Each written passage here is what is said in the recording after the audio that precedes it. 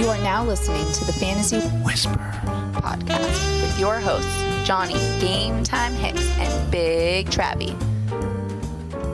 Why, hello and welcome to the Fantasy Whispers Podcast.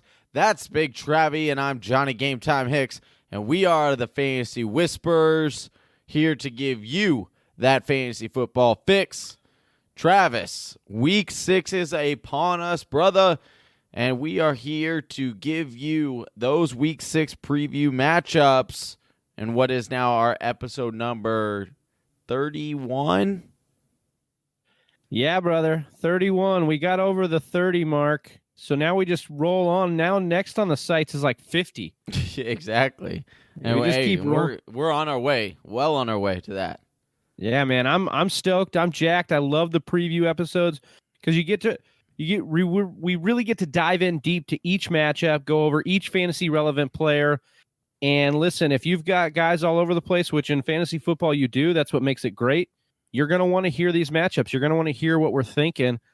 Even if it's just us re-saying some of the thoughts you already had in your head, it helps you validate your decisions, helps you make those decisions to dominate your league each week. For sure.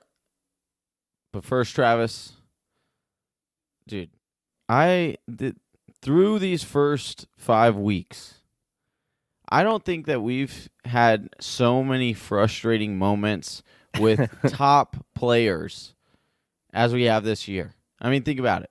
I mean, we're about to get into the news and notes in a second, but Leonard Fournette, Dalvin Cook, all these players. Devonta Freeman. It's like, come on. What is going on? It is like complete topsy-turvy this year. As far as, I mean, some of them, yeah, you could say injuries, of course, like the Leonard Fournette and stuff. But then we have like star players that just aren't performing. And it's kind of insane. What are we supposed to do? What are we supposed to do as fantasy, as I like to say, fantasy analytics people? What are we supposed to do, huh? Like, seriously. I would say remain calm, remain patient. Don't freak out. I can't remain calm anymore. Oh, I don't know, man. I think we're going to be okay. I think a lot of this stuff regresses to the mean. You'll see it. A lot of these studs are still getting. I mean, you look at a guy like Julio Jones not doing what you thought, not scoring touchdowns, still 30% of his team's market share, still up there in yardage in the league. OBJ, yes, had some bad weeks, threw for a touchdown last week, scored his own. He still is talented. These teams are going to have to get it to their star players. I'm sorry. They should just make the pool already, and they should just start OBJ at quarterback. Like, that's just how it should be. Like, it's just. It reminds me of Friday Night Lights, where they're like, Boobie Miles, he could paint your fence, he could sweep your porch. Dang, he could kick the field goal too. I mean, that's what I feel like with OBJ. Like, he can do it all. He's kicking field goals before pregame. I'm getting Bleacher Report updates on it. I mean, the guy is a ridiculous talent. Just unleash the beast. That's what we need. Yeah. All right, Travis. I feel you. All right, let's jump into today's show. But before we get into the main section of the previews here, let's do a little bit of news and notes. Why don't we? Yeah.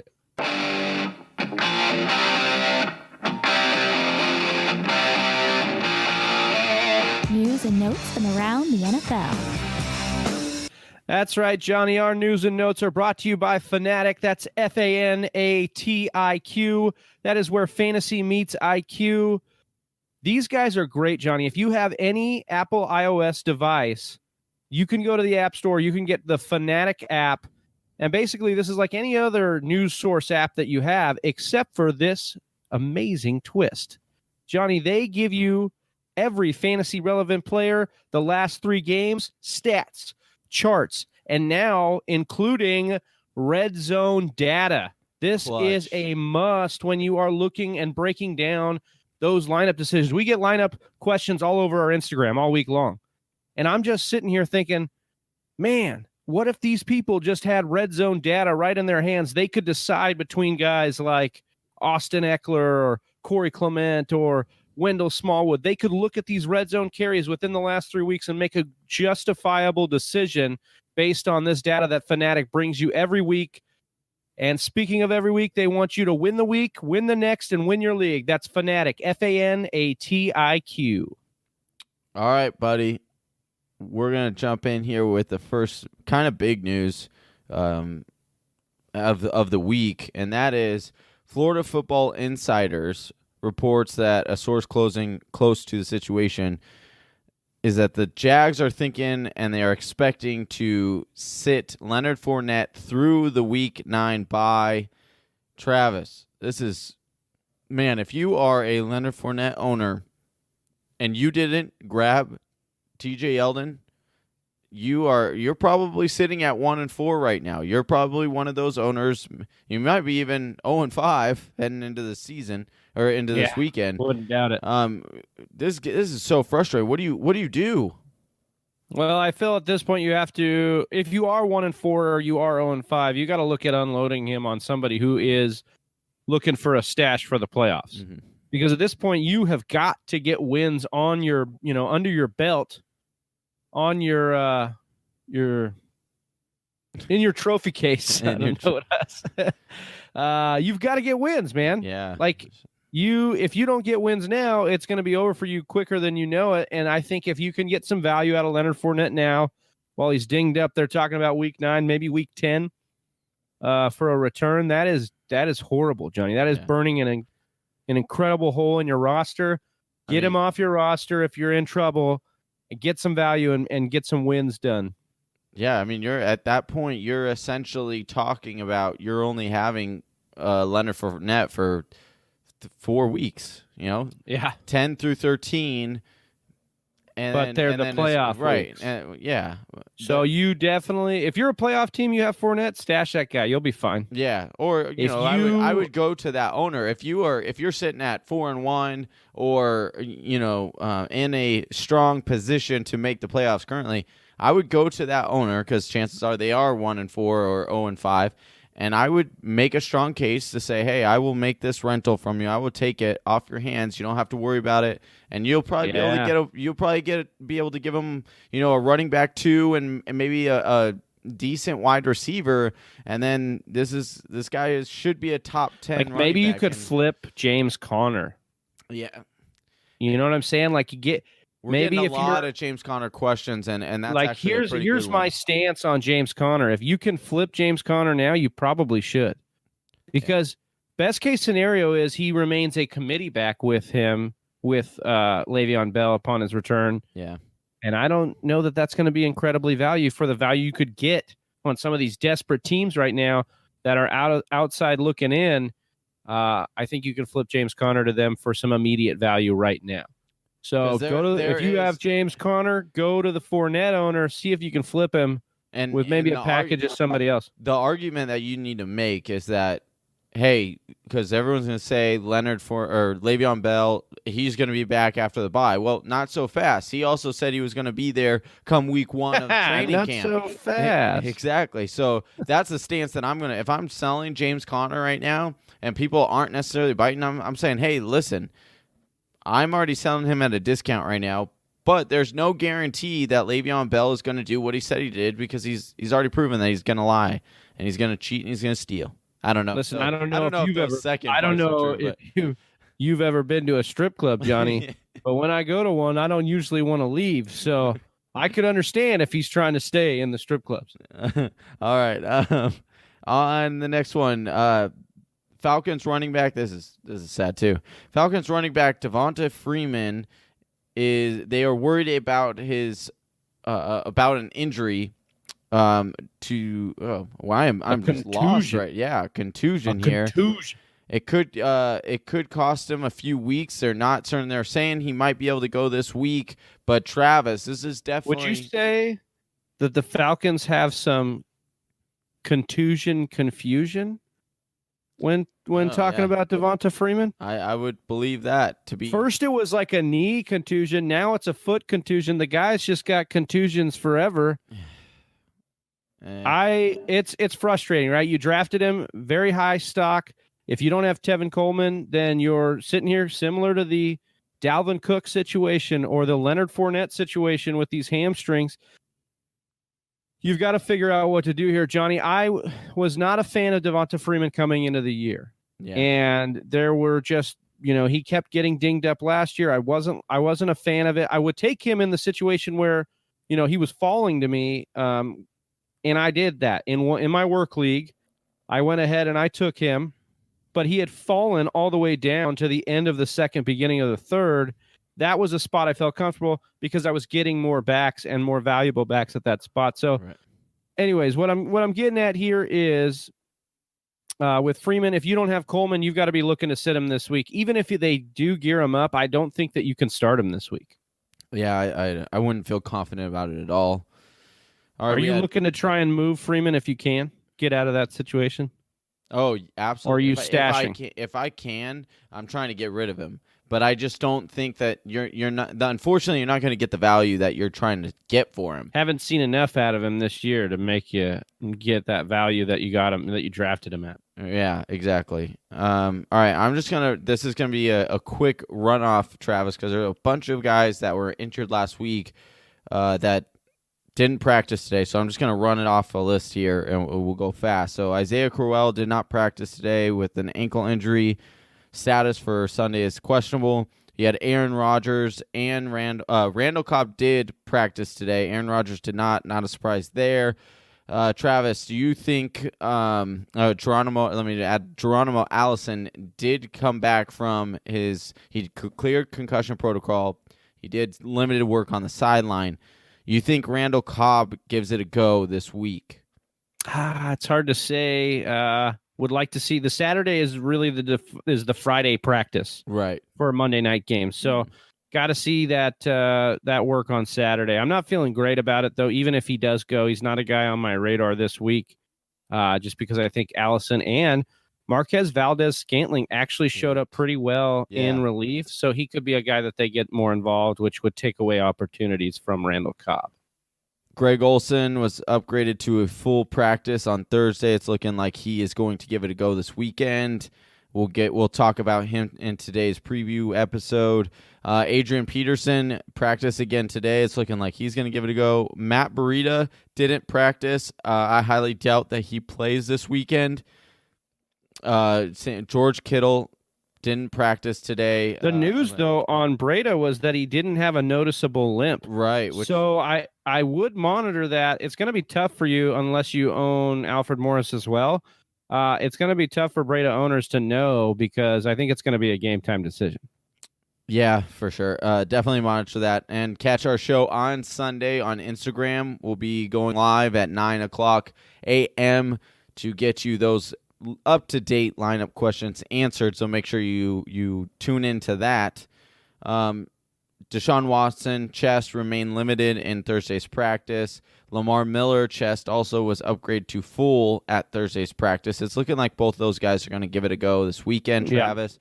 O.J. Howard remained limited at Thursday's practice. I don't think he gives it a go this week. I think that this is more. It would be wild if he did. Man. It would be under the 2 weeks. Yeah, which is pretty insane. And then the last kind of big news, and a lot of people are hoping if you're a Dalvin Cook owner here, but Dalvin Cook hamstring was upgraded to full in Thursday's practice.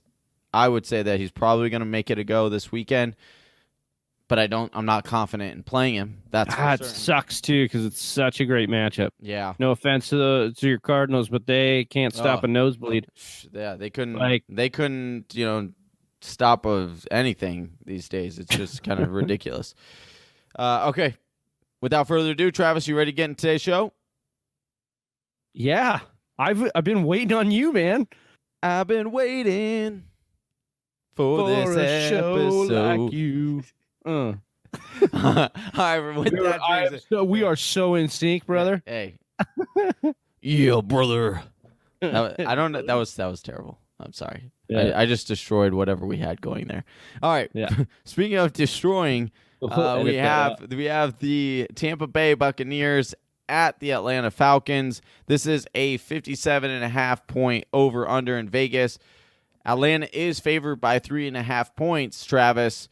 We're going to start this off with Jameis Winston and the Bucs side of the ball. Coming off of his suspension, and he didn't start the first game. It's been after the bye. He's officially named the starter. We talked about O.J. Howard possibly being able to give it a go. I don't think he does. How confident are you in these pass catchers or this offense with Jameis Winston at the helm and no longer Fitzmagic? I am confident in a lot of these weapons, including Jameis Winston, especially in this matchup. You look at, you were talking about it at the top of this 57.5 point over under. Both of these defenses are about as hard as soft toilet paper. Like it's not good for anybody in this matchup defensively. And so that means that you got to fire up these weapons. And that means Chris Godwin. That means Mike Evans. That means Deshaun Jackson. And even the Bucs running backs. And I'm thinking maybe Ronald Jones is worth a stab here if you need a deep flyer because of the lack of defense on the Atlanta side. Atlanta has given up 10 receiving touchdowns on the year. That is second in the league. But pivoting, it's second to only Tampa Bay, who has one more. And so Tampa Bay is first, It's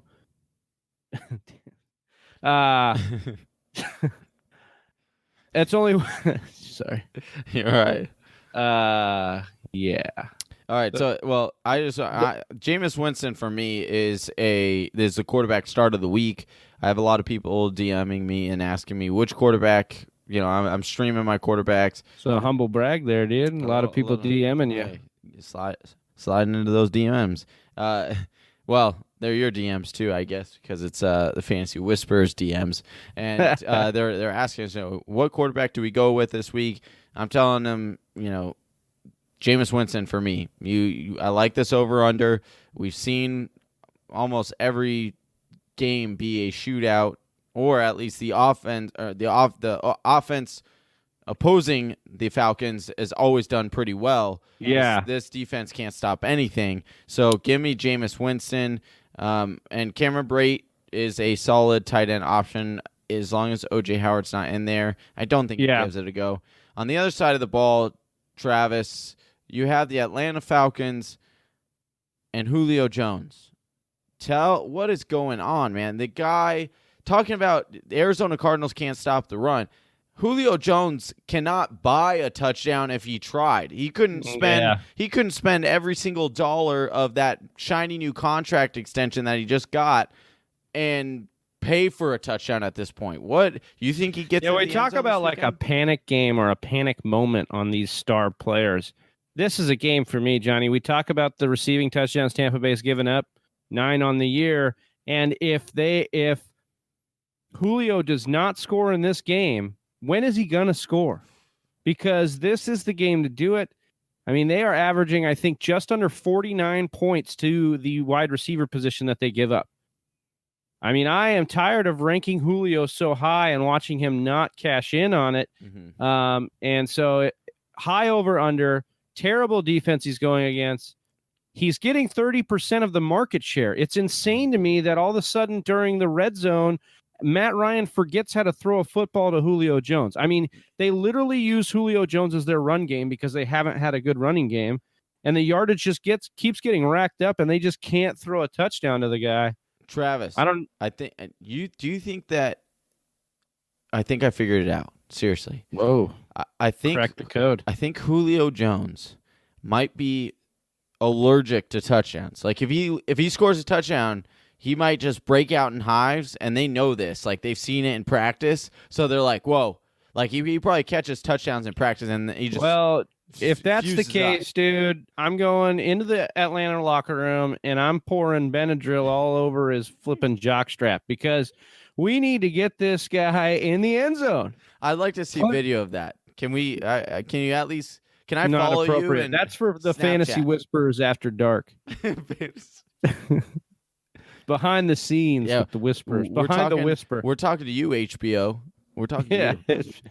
Well, speaking of HBO, our next game is featuring the Cleveland Browns. The Chargers go to Cleveland. It's a 44.5 point over-under with the Chargers barely favored by a point.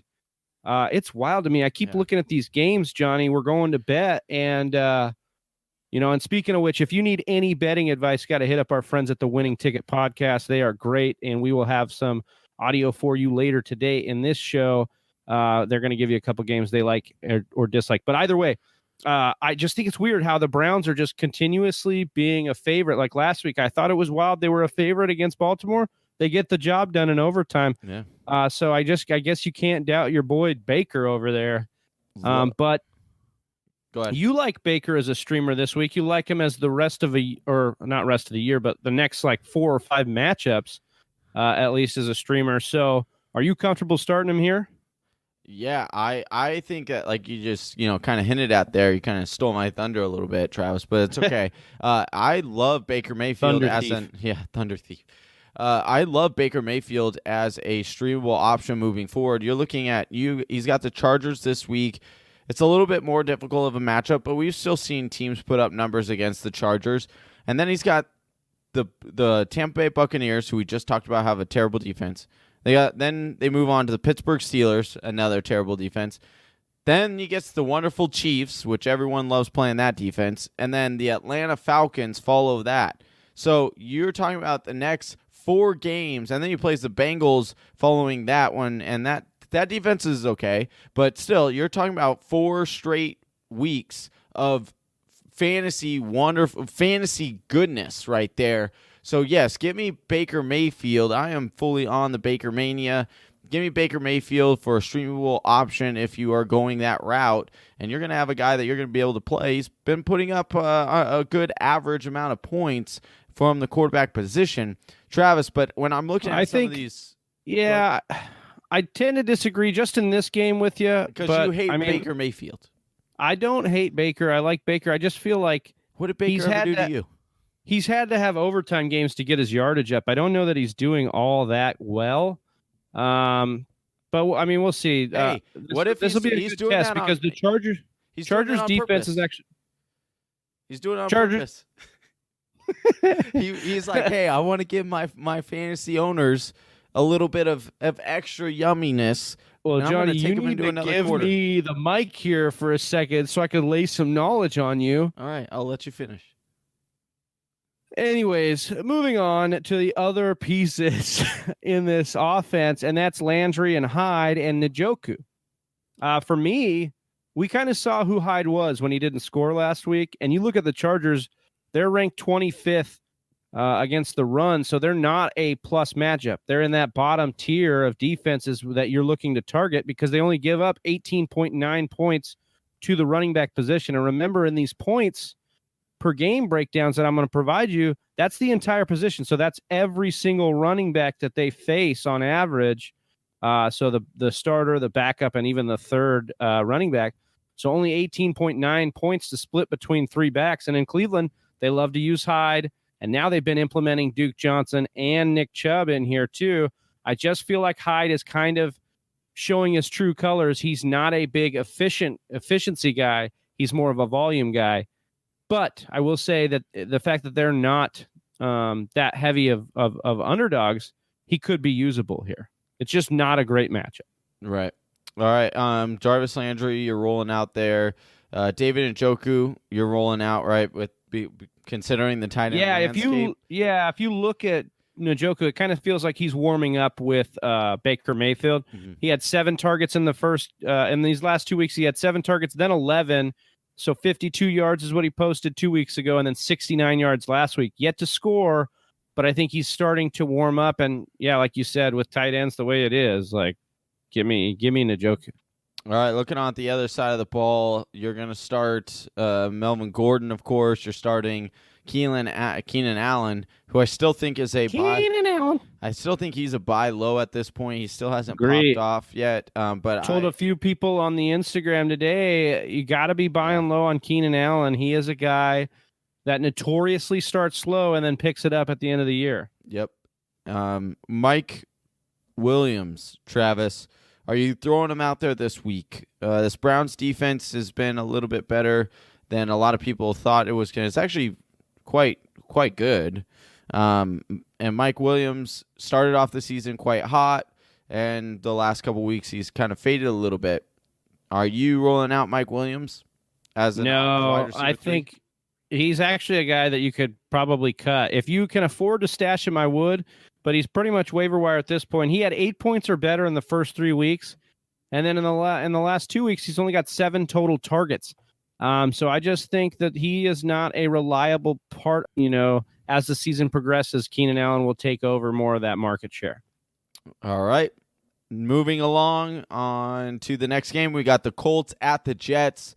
This is a 45-point over-under in Vegas. New York Jets are actually favored in this game by 2.5 points, Travis. Another team that I just think it's wild. They continue to be favored, and it's really that defense. Yeah. It has been lights out for the most part, or not lights out, but it's been very good for the most part. Especially at home. Especially yeah. when they're playing at home, which they are. Yeah, and I think that with T.Y. Hilton out again, likely out again, and Jack Doyle, Eric Ebron, he's averaged 12 targets over the last 3 games. He had 2 touchdowns last week. The guy is a monster. He's actually solidifying himself as one of the better options in a very, very thin tight end position. Yep, I definitely rolling him out there. He's going to be their number 1 pass option at this point right now with T.Y. Hilton sidelined. He is officially out for sure, so make sure you get him out of your lineup. Do not put him in there. When you're looking at the Jets side of the ball here, Travis, are you rolling out both of these running backs? Are you rolling out just one? I know Isaiah Crowell has been on the injury report, but I just think I think he will end up giving it a go this weekend. What's your confidence level in both of these running backs? I'm actually really confident in Crowell, and then if Crowell were to miss, I'd be highly confident in Powell as well. I mean, Powell has some deeper flex play if you need to, because Indianapolis has allowed 27.9 points per game to opposing running backs. I mean, that is a really good amount of points to be split between these two. But if for my player stay away article, which you can find at thefantasywhispers.com, it's your, run of the mill start or sit article. Yeah. I mean, I guess it's sleep. Like go to sleep. Narcolepsy here. Yeah. If you want a start or sit article, just head on over to thefantasywhispers.com. I have my player stay away article there. And I have Isaiah Crowell as one of my plays. And that's simply because if you look at his money games, because that's the thing, he's been up and down. The games that he's been productive, they have been the favorite or the aggressor, or they've been in close contests. That's what this game seems to be. They're favored by 2.5 points. They're at home. They're against a kind of beat up Colts team. I like Crow to get work here against a plus matchup. And if he's out, I mean, and you're a Powell owner, glory.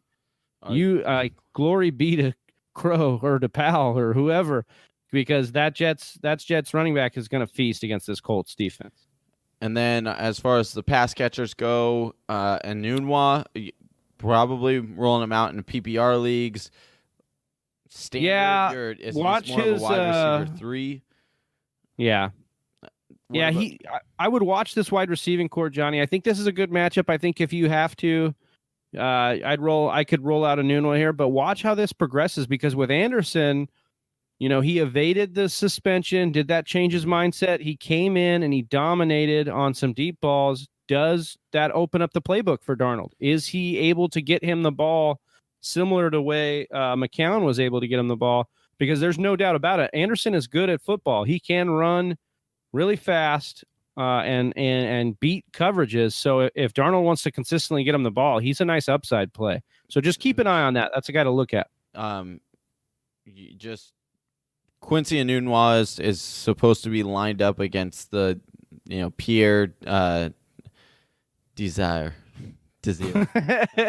I wish it was that his land. But Pierre Desire, which he's been giving up big chunk plays, whereas Chris Milton will be lined up against Robbie Anderson. It's a little bit tougher matchup on that side, but I agree with what you're saying. This is definitely a watch game for me for Anderson. If he can pull it off this weekend, I'm excited for him moving forward. It will definitely be moving him up my ranks. Speaking of ranks, you have the Seattle Seahawks, who rank number 1 in running back attempts, and they are going against the Oakland Raiders. This is a 48. The Raiders. All right, this is a 48-point over-under. Seattle is favored by 3. surprisingly enough.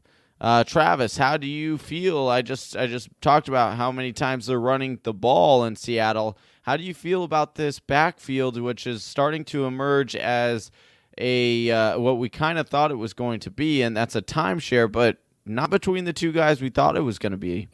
Yeah.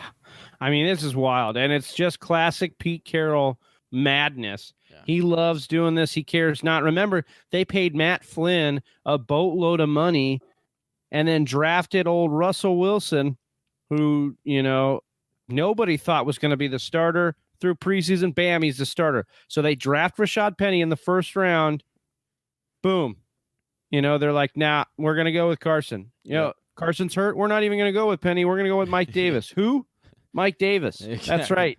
So I think I'm good with either of these guys. I'm really good with Carson. If you look at his last 2 games, Johnny, in the 2 of the last 3 weeks, he's got 124 yards on 34 carries and then 127 yards on 20 carries. That's 54 carries in 3 weeks. But here's the trick, Johnny. He missed one of those games. So that's 54 carries in only 2 weeks. That is insane. We love that kind of usage. And even with Davis back last week, he got those 20 carries. Now, he may get vultured. You may be seeing his ceiling capped by Mike Davis, but I think that it makes him, just an RB2 instead of that RB1 borderline. Whereas Davis is now a deep flex. He's okay here because he's going to get that goal line work. And the Raiders are not a team that's scaring you against the run. Travis, you're looking at this wide receiver core, which we thought was pretty susceptible coming into this into the season. You have Tyler Lockett out there, who's their deep threat, has the ability to score on any kind of breakdown play on a long distance. But I think that's what you're hoping for. And if you need that really big play, let's say you're playing Saquon Barkley tonight, or on Thursday night, who went off for a monster game because he's the only option that they seem to have in New York because they ignore Odell Beckham Jr. 100%. If you Johnny's coming off the rails here, Tyler Lockett might be the guy that you want to start because he has that very, very deep threat there. Yeah, I mean, you look at Lockett and it's like, can he keep this up? Is it sustainable? Because all of his touchdowns have come from 35 or more yards out. But like Johnny said, this is the matchup you want to target. Oakland has given up 4 of those kind of TDs of 35 or more yards. So I'm okay with him in this matchup. I think it's a pretty good matchup. I think he's going if you're Oh, go ahead. Sorry, Travis. He's going to be matched up against Daryl Worley, which is giving up a whopping 84% completion percentage as a corner. So you like that? You like that? You like that? I like that. Yeah. I also like Baldwin here. If he jaded you last week, I think he's actually in a good spot to do some good work here. This is a game that's at 48 points. I actually think it can go over that. I think both of these defenses suck. They aren't good. So I'm okay with either of them. On the Oakland side of things, Lynch, man, he has been good if given the ball, and Seattle has allowed 22.1 points per game to running backs. Listen, if Gruden still watches film, which, that's what he's known for, is, sitting in his room by himself like a weirdo watching a bunch of film. Listen, man. I'll be watching them banana. Yeah, Spider 2 Y banana in there. He has got to see that he's got to get the ball to Lynch, and I think this is a perfect opportunity for him to do so. I like Lynch here. He has been a solid RB2 with RB1 upside every week. Amari Cooper, I think he has struggled against secondaries that have elite corner play. Seattle is not one of those anymore. Seattle is not the Legion of Doom or Boom. They're the Legion of Whom. As in who is going to be guarding them. You don't know their names. So for me, I think Cooper is a fine play. Jordy is also a fine play because Seattle has allowed top 24 wide receivers 5 separate times this year. Mm-hmm. We only had 5 games. So I think that Seattle is susceptible to wide receivers. Anybody else you're looking at, Johnny? What about Jared Cook? Jared Cook, I'm rolling out there. At this point, I don't feel confident in If your tight end's breathing. Yeah, exactly. If he has a pulse, then you have a good shot that as anybody, if you're not an Ertz or a Kelsey owner at this point, those are pretty much the only two solid weekly tight ends that you can rely on. Even Gronk has been up and down, but we'll talk about that game in a little bit. I think he'll be okay today, or this weekend. But yeah, I'm good with Cook. Just temper your expectations. If he doesn't go off for a monster game, then don't be devastated. But as of right now, you're looking at Jared Cook is the number 4 tight end on the year. That just goes to show you how scarce this tight end pool is. So yeah, you're rolling him out there against the Seattle defense. All right, Travis. Up next, we got the Carolina Panthers at the Washington Redskins. This is a 44.5 point over-under. Washington is favored by 1, which if I'm a bet man, which I kind of am, I'm heavily looking at this. Well, I think this changed game a little bit since we did the show notes, Johnny. I actually think that it's more of an even split now, okay, but I just didn't understand Carolina. when the initial over-under came out, or I'm sorry, the line came out. It's like, how? You just saw the Redskins get dismantled by New Orleans, and the Panthers have been playing pretty good football. I just want to say this about CMC. You're starting him, but he only got 53 total touches last year, and through 4 games this year, he has 90 total touches. Mm-hmm. The guy is killing it. Norv Turner is killing it in as far as ways to get him the ball. They are using him exactly how they said they would. After a weird start to the year, he is one of the safest plays at running back you can have. So just kudos to that offense. Speaking of that offense, they're going to be rolling out, it looks like by all accounts, Greg Olsen will return, and that could mean bad news for Devin Funchess and Devin Funchess owners. He only averages 6 targets, Johnny, in games with Greg Olsen, and so... And then, not only that, but then you're looking at who is most likely going to be lined up against him, and you don't like that matchup at all. So, for me, it's Josh Norman on the other. Going to be looking at locking down Funchess, who has not played very well in general, and once again, the Olsen return does not spell good with him. No. Or good for him. There's not many other pass catchers I'm looking at for the Panthers. You roll out Cam, you roll out CMC, and you roll out Olsen because of the way tight end is. But I'm not really comfortable with anybody else. On the other side of the ball, Johnny, Jordan Reed has not been the typical Jordan Reed when healthy. He has not been an elite option at the position. Is this just due to the fact that tight end has been down and wide receiver has been up in the league? Because Washington hasn't been one of those teams to burn you with wide receiver. No, that's why I'm questioning what is going on there in Washington, because I expected and we expected the wide receivers to not really do anything. That's why we're telling you don't really draft them. Even the one guy that we were saying we thought would be a safe bet to draft if you're going to draft a wide receiver was Crowder, and he's done absolutely nothing. So the big surprise here is that Jordan Reed is not been a startable fantasy tight end. I mean, not many have, but still, you look at the history of Alex Smith, and he's always been a super tight end friendly quarterback, and this year it's just not there. It just seems like all of the dump off passes that he normally would do, or that he would normally pass to Jordan Reed, it would go to Chris Thompson. Now, Chris Thompson is a little banged up, so I actually would upgrade Jordan Reed in this game because he no longer has that safety blanket like he normally would have. Now, if you got both running backs banged up, it looks like Adrian Peterson may go and play through this shoulder separation, which is wild. I just can't fathom how this is happening. But with Chris Thompson banged up, some of the other wide receivers are banged up. I think Josh Doxson missed on Monday night. So you're looking at a guy in Jordan Reed that could end up the only option as far as pass catchers are concerned. So yeah, I'd upgrade him here. I'm staying away from Alex Smith until further notice. He just doesn't have weapons to be even a streamer at this point. So Yeah. I think we're good on this one. Moving on to the Houston Texans are hosting the Buffalo Bills. Buffalo Bills. Down in Texas. 41 point over and under. And Houston is favored by 8.5 here. Big home favorites. Deshaun Watson getting the green light here. Looks like he's going to play through that injury. I mean, he was just getting pounded last Sunday night. It was insane. I don't know what he was doing. I don't know why the coaching staff didn't pull him to the side and say, no, listen, joke, man. Like, if you go down again, I mean, their team is. Listen here, son. Yeah, like. Listen here, son. If you continue to do that, you're gonna get hurt. I don't like, get it.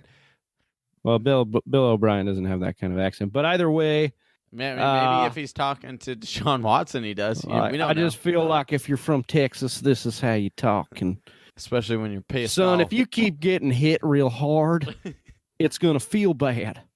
So I just feel like they needed to smack some sense into Watson, because the hits weren't smacking any sense into him, because he just kept on 3 repeated plays down at the goal line, kept smacking into each other. That's another thing. Why aren't these quarterbacks throwing to their best wide receiver?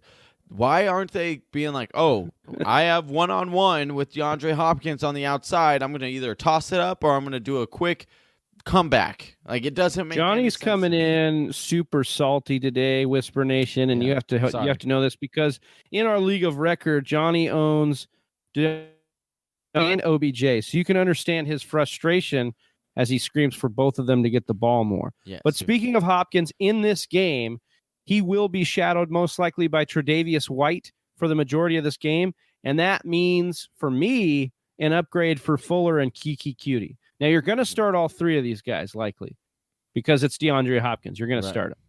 But I think you can temper expectations on Hopkins this week. Fuller is a nice upgrade, and Kiki Cutie is a big upgrade, because Buffalo has been straight gashed by the slot receiver this year. They've given up multiple scores and a few hundred yards to the slot receiver this year. I'm only really liking the Houston running back situation, though, Johnny, if Miller were to sit. Other than that, I think Blue has actually worked himself into a committee here, and it's just ugly, because Miller was a guy coming in from last year that was averaging over 15 carries a game last year. He was really doing it in the old school bell cow status. Mm-hmm. And now this year, he's just basically been so bad. He's worked himself out of a job that was hard to work himself out of. Like, Alfred Blue isn't anybody good. No, we've seen what Alfred Blue can do before, and it wasn't anything spectacular. And somehow he's emerging out of this backfield as the better running back. It's just sad. It's been a huge disappointment for Lamar Miller this season, and then unfortunately, it's not going to get any better. And it's really sad, because that matchup is great. You look at Buffalo giving up a ton of top 24 finishes to the running back this year multiple times. Even in games where they played multiple backs, they were giving up great points. And I just don't know if you can feel comfortable. Like, you're starting Miller if you got him, right? I mean, as a flex play. I mean, if I can sit him, I will. If I have to roll him out there, I mean, I might not have any better options, considering where he was where his status kind of climbed to in the draft. Not sure that you might have a better option. But, okay, so here's a good one that might be a plausible. Real quick, Travis, on would you rather Lamar Miller or Phillip Lindsay? Phillip Lindsay we'll talk about in tomorrow's show, but I just think that kind of both those guys are kind of in the same situation, right? Both times. Yeah, I'd take Phillip Lindsay, I think. Playing the Rams, they're going to probably be behind, need to catch up. I think he's the guy they use in the passing game. I think he gets a good amount of work. Okay. Anybody else that you want? I mean, Shady. All right, how about that? Lamar Miller or Shady McCoy? Which one are you taking? Lamar Miller. Okay. Yeah, Shady is up against a Houston defense that just held one of the best running backs in the league in Check and Zeke. Yeah. So I like Houston here at home. Big big favorites in this game. It's not going to be good for Shady in this game or any other Bill. Start your Houston defense. And now we're moving on. All right. Well, that does it for today's show. Thank you guys so much for joining us.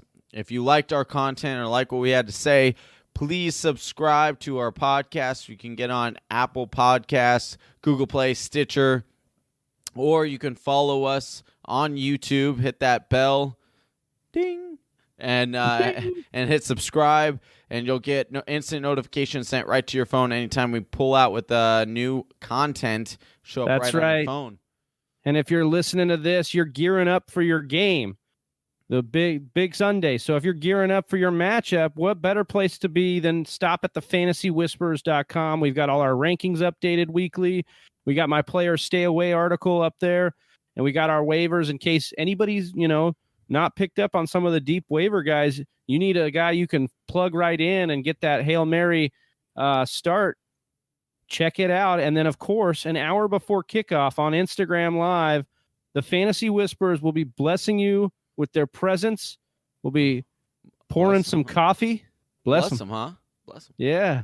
And we'll be pouring our coffee out and answering lineup questions there, giving you all the news for the day. So we love you, Whisper Nation. That's Johnny Game Time Hicks, and I'm Big Travy. And we're out. Peace.